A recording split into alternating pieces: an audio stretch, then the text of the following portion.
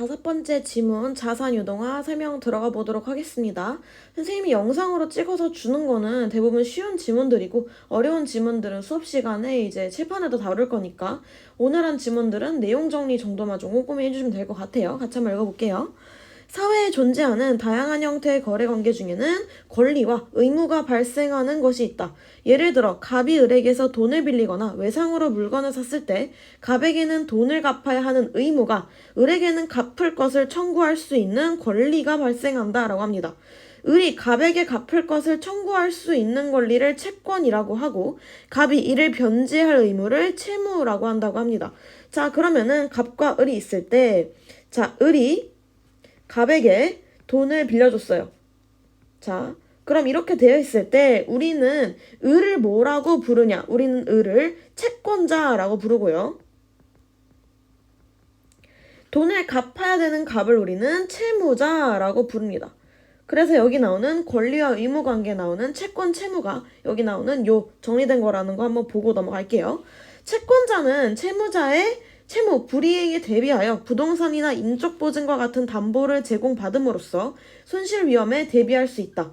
채권은 자산으로 인정이 되지만 만기가 많이 남았거나 채무자의 변제 능력이 떨어지는 경우 단기간에 현금화하기 어려우며 점점점점점.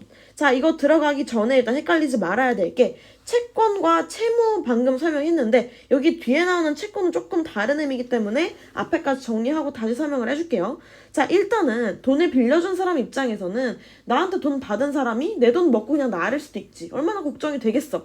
그래갖고 돈을 빌려줄 때 이거를 갚지 않는다면 혹은 갚지 못하게 된다면은 얘가 가진 어떤 거를 내 소유가 된다라고 이런 증서를 쓴단 말이에요. 그래서 그걸 통해서 위험에 대비할 수 있고, 자, 그리고 그런 증서의 일환으로서 채권이 지금 나온 거예요.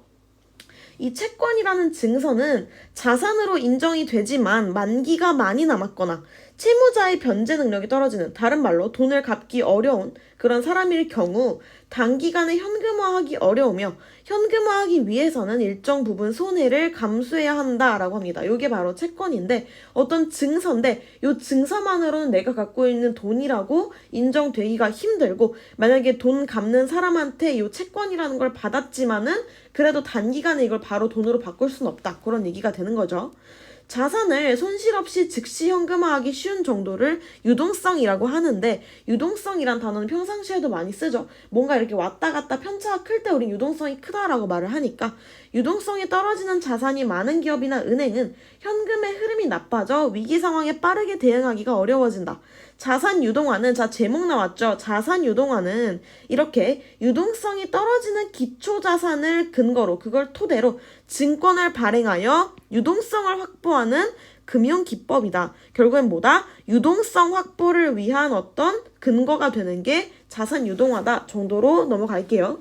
자, 그 다음에 두 번째 문단을 보면 우리나라에서는 외환위기 과정에서 부실채권이 증가하면서 부실채권이라는 거는 아까 전에 돈을 빌려주면서 그 증서를 대신 받는 건데 나 얘한테 돈 빌려줬어 이런 증서인데 부실채권이라는 거는 받기가 점점 어려워지는 그런 채권을 우리가 부실채권이라 그래요.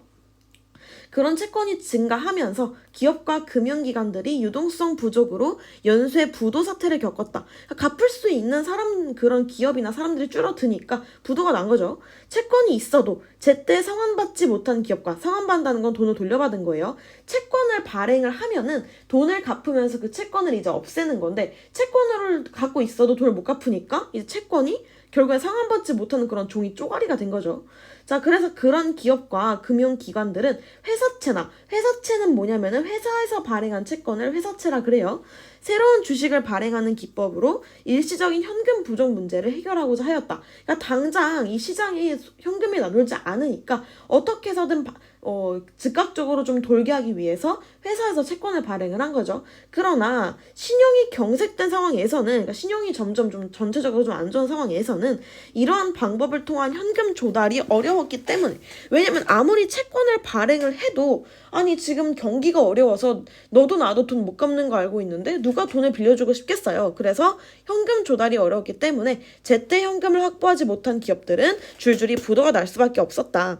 이에 정부에서는 자, 날짜 나왔네, 네모 쳐주고 1998년 자산 유동화에 관한 법률을 제정하여 자산 유동화 절차를 간소화하는 특례 제도를 도입하였고, 정부가 한 역할이에요. 특례 제도를 도입하였고, 특례 제도 왜 도입? 절차를 간소화하기 위해서 유동화 전문 회사에 세제상 지원이라는 건 세금 혜택이에요. 세금 혜택을 제공함으로써 자산 유동화를 활성화시켰다. 자, 정부가 한 거 첫 번째, 특례 제도 도입. 두 번째, 유동화 전문 회사에 세제상 지원을 해갖고 자산 유동화를 활성화시켰다. 두 가지 역할. 법 제정 이후 자산 유동화 증권의 발행은 기업과 금융기관이 자금을 조달하는 중요한 수단으로 자리를 잡았다. 유동화 전문 회사에다 맡기면은 아무래도 좀 공신력이 있다 보니까 조금 더 그래도 쟤네 회사는 갚겠지, 요런 회사라 생각하면 될 것 같아요. 자산 유동화에 관한 법률에 의하면 자산 유동화 증권은 자산 유동화 전문 회사가 자산 보유자로부터 양도받은 자산을 기초로 발행할 수 있다. 그러니까 회사가 그냥 슉 발행하는 게 아니라 얘가 어디서 갖고 오는 거냐면은 돈이 많은 사람한테 갖고 오고, 그리고 이 회사가 뭘 발행해요? 자산 유동화 증권을 발행한다. 요겁니다. 법률상 자산 보유자 얘는 은행, 보험사, 증권사 등의 금융기관이나 한국자산관리공사 등의 공기업이다. 사기업이면은 그냥 부도 나면은 난 몰라 하고 넘어가면 되는데, 공기업 같은 경우는 나라에서 관리하는 기업이기 때문에 나라가 개인을 몰라 할 수는 없죠, 국민을. 그래서 자산 보유자는 자산 유동화가 필요할 때 유동화 증권의 발행을 목적으로 한 명목상의 회사인 특수목적 법인이라는 걸 설립한다. 언제 설립한다? 자산 유동화가 필요할 때. 누가? 자산 보유자가 자산 유동화가 필요할 때. 이 특수목적 법인 SPC는 국무총리 산하금융위원회에 유동화 계획을 등록하고 자산 보유자로부터 자산을 양도받은 후 유동화 증권을 발행하게 된다. 자산을 SPC에 양도하는 과정을 거치는 이유는 자산 보유자와 단절된 새로운 회사를 통해 투자자를 보호할 수 있기 때문이다. 그러니까 만약 개인 대 개인으로 돈을 빌리면은 개인 어떤 민사로 넘어갈 수 있는 여지가 생기게 되면서 좀 복잡해지겠죠. 그래서 이걸 아예 원천 차단하기 위해서 이 공신력 있는, 그러니까 좀 인증된 회사를 거치게 되는 거예요. 자, 그래서 만일 자산 보유자가 도산하더라도, 그러니까 패망하더라도 자산의 처분권은 SPC에게 넘겼기 때문에 SPC는 자산을 처분하여 투자자들에게 지급할 수 있다. 그러니까 이런 걱정을 할 수 있어. 1대1 그런 거래면은 내가 돈을 빌려줬어.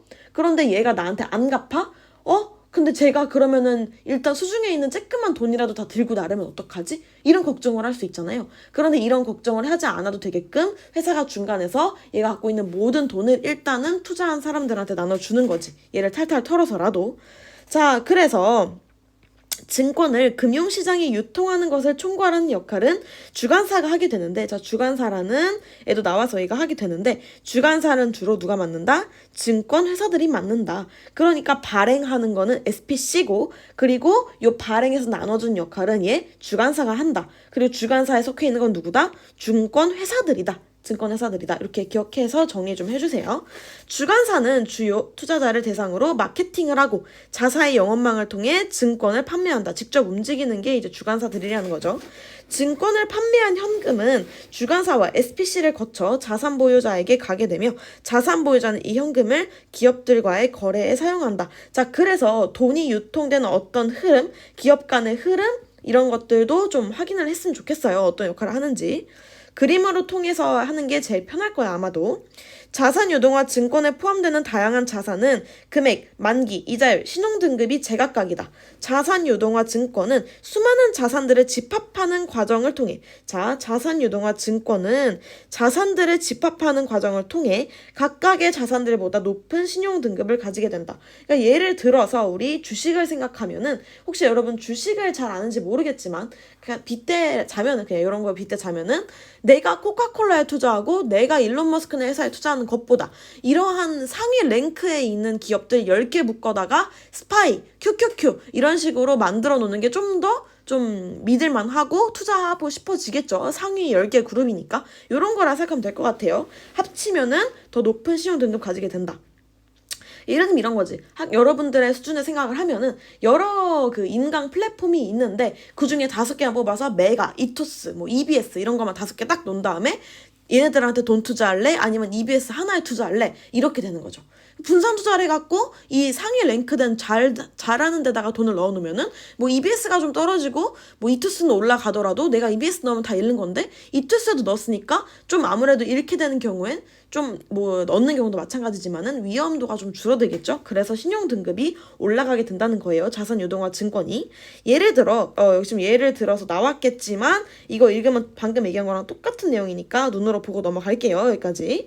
자, 그 다음에 자산 유동화를 통해 여기부터 할게요. 또 자산 보유자는 다양한 집합을 통해 방금 말한 그런 집합들 투자자의 수요에 적합한 금융상품을 만들어낼 수 있다. 방금은 내가 인강 사이트를 만들었지만 뭐 여러분들 자유지 인강 사이트일 수도 있고 어떻게 보면은 요 OTT 플랫폼일 수도 있고 뭐 넷플릭스, 뭐 라프텔, 뭐 왓챠 이런 식으로 다 묶어놓은 그런 걸 수도 있고 자산 유동화를 통해 자산 보유자는 유동성을 제고하고 그러니까 유동성을 다시 한번 생각을 하고 재무 구조를 개선할 수 있으며 투자자의 경우에는 다양한 투자 상품도 확보할 수 있게 된다. 여러 가지 장점이 있다. 이런 내용이 되겠죠. 자, 마지막은 이제 장점이 나왔으니까 당연히 여기가 장점이었고 단점에 대해서 얘기를 할 거예요.